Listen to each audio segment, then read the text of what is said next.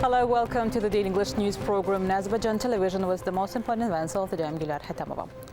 President İlham continues to receive letters of congratulations. Prime Minister of Denmark, Mette Frederiksen, extended congratulations on re-election of the head of our state as President of the Republic of Azerbaijan.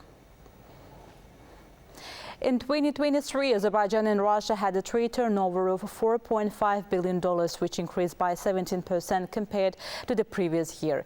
The economic ministers of both countries announced these figures during a meeting and highlighted that the more than 260 signed documents created a solid legal basis for expanding bilateral ties.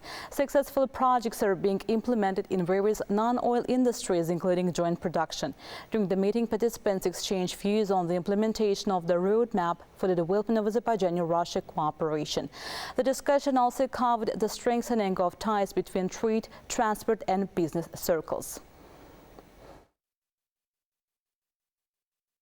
The second meeting of the organizing committee was held in connection with the 29th session of the Conference of the Parties to the UN Framework Convention on Climate Change, COP29. Several high-level preparatory tasks were assigned.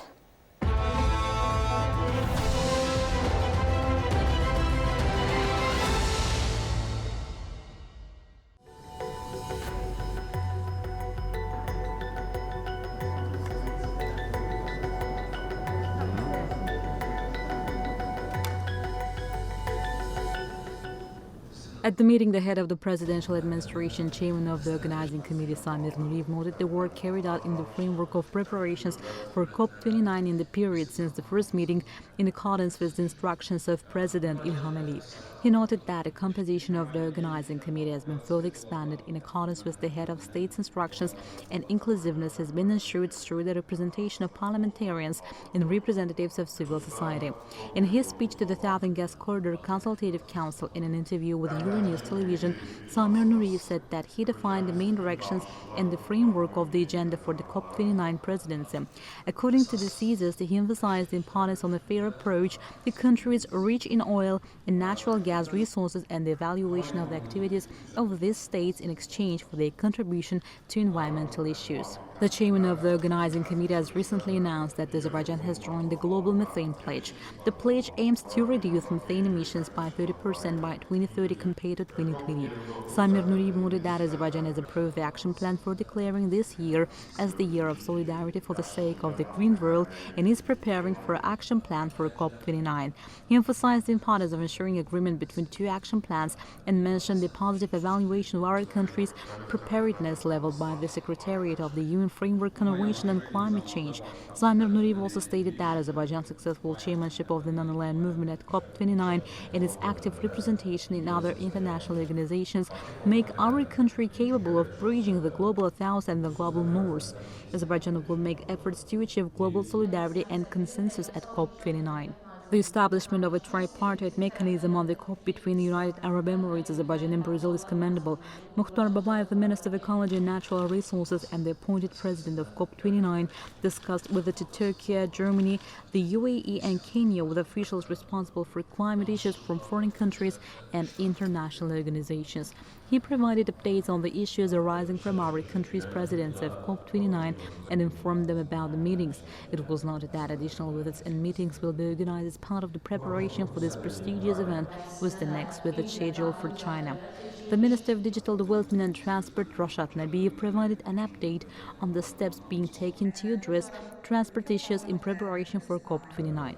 Yalchin Rafiyev, Deputy Minister of Foreign Affairs and Chief Negotiator of COP29, discussed Azerbaijan's priorities and initiatives for COP29, as well as contacts with various counterparts.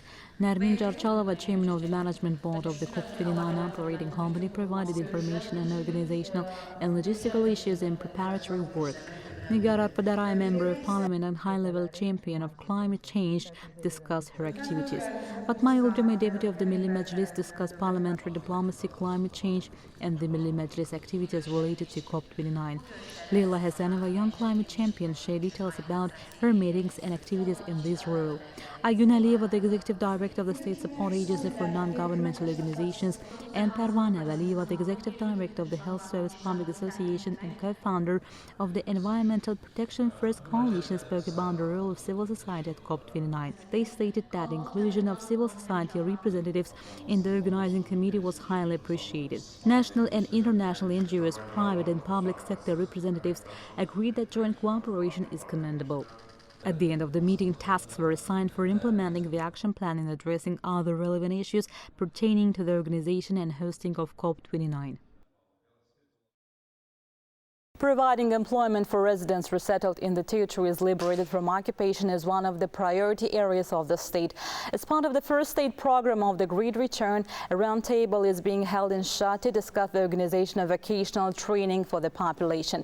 One of the topics of discussion is the involvement of private educational institutions in the liberated territories for vocational training. An analysis was conducted on 11,000 individuals who plan to return to areas that have been liberated from occupation.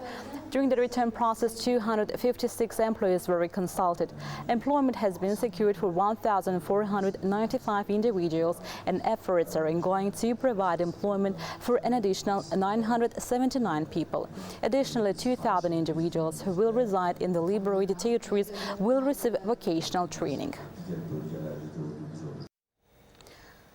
The Gezi Council of the Caucasus Muslims Office issued a fatwa on beginning of sacred months of Ramadan. The Shamakha Astrophysical Observatory, named after Nasreddin Tusi, sent a letter to the Ministry of Science and Education on February 28, 2024, in response to requests from the administration of Muslims of the Caucasus. The letter states that this year, the first day of the month of Ramadan falls on March 11, according to the Gregorian calendar. The start of Ramadan this year holds special significance as we observe this blessed month in Kandi, where the separatist regime was defeated and the Azerbaijani flag now proudly revives. You can get in touch with us via our WhatsApp and Telegram accounts at 051-511-1956, through which you can report events you encounter as well as share your suggestions and comments. That was all for today. Thank you for being with us. Goodbye.